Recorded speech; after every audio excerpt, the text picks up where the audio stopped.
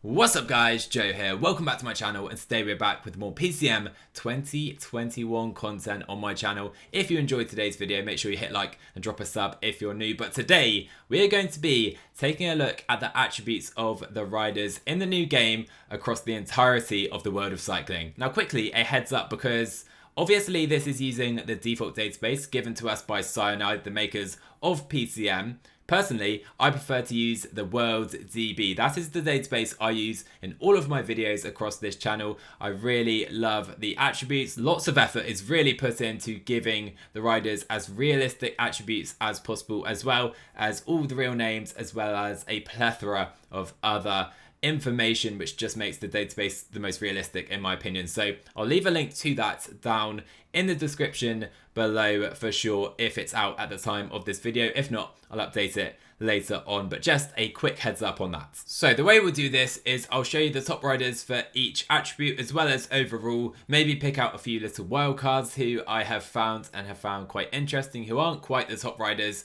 anymore, and then I'll show you the final full teams in the World Tour at the end of the video. So no surprises here at all. Alaphilippe, Pogacar, Roglic and Mathieu van der Poel are the best riders in the game. If we take a little scroll down, you can see the best riders as well, 79 and upwards. According to PCM, we have Mathieu van der Poel, Pippo Ganna, Wout van Aert and Mads Pedersen as the best flat riders in the world. Bit harsh to Casper Asgreen perhaps, if you ask me. No surprises here then, as Roglic, Pogacar and Bernal are the best climbers in the world according to PCM at least. If we take a scroll down, you can see some of the best climbers as well. Thibaut Pinot below 80, that is something I think is correct, but didn't expect to see, of course, PCM being a French-made game.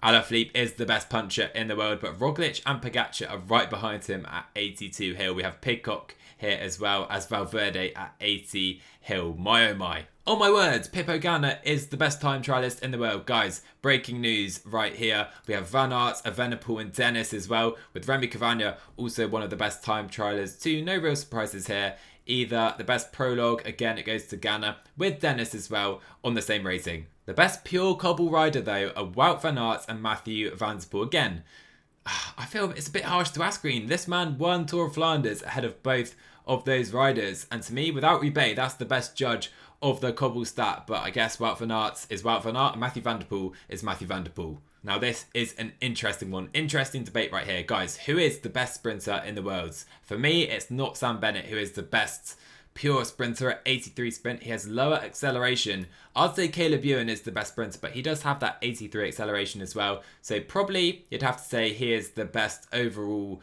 well-rounded sprinter in the game. But anyhow, you can see Jordi Meus of Bora Hansgrohe has 78 sprints. Guys, are you serious? I cannot believe what I'm seeing here. In terms of acceleration, Mathieu van der Poel has 84.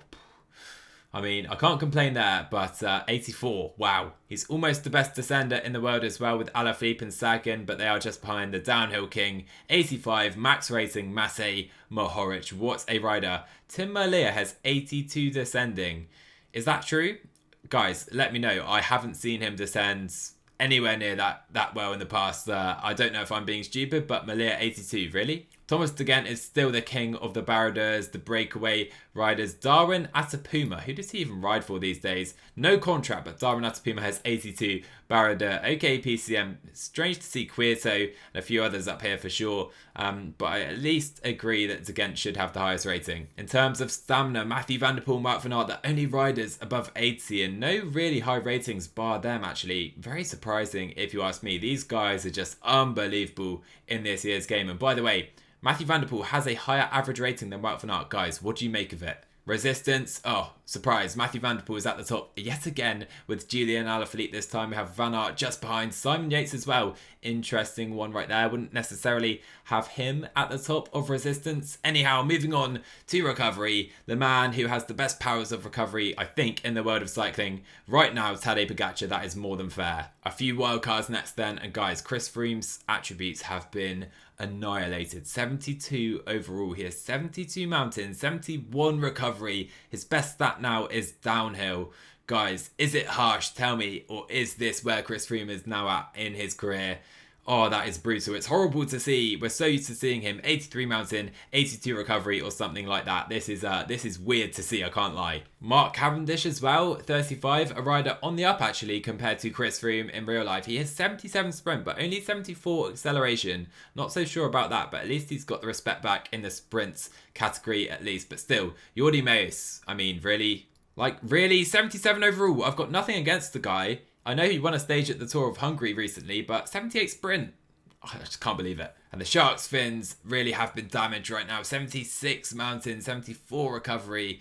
Obviously, he hasn't had the best Giro in real life, but again, it's still so strange to see. Only 82 downhill. I thought he'd be one of the top guys, as in 84. But yeah, still strange, even though I think this is probably fair. And Thibaut Pinot, another rider who has fallen recently, of course. 79 mountain, as I mentioned earlier. I mean, is he ever going to ride at World Tour, Grand Tour contending level again? We'll wait and see. But judging by PCM's attributes, he doesn't seem to be one of the best climbers in the world as he was just a few years ago. And finally, the return of Tom Dumoulin. He hasn't raced properly in 2021 and his attributes therefore have taken a real hit here. 77 mountain, 74 hill, 73 resistance as well. Quite harshly attributed if you ask me. What do you reckon, guys? Let me know. Anyhow, I will now show you every attribute for every rider in the World Tour. Guys, let me know down below which rider you think has the worst attributes compared to what they should have in real life. I'll let you guys watch the footage.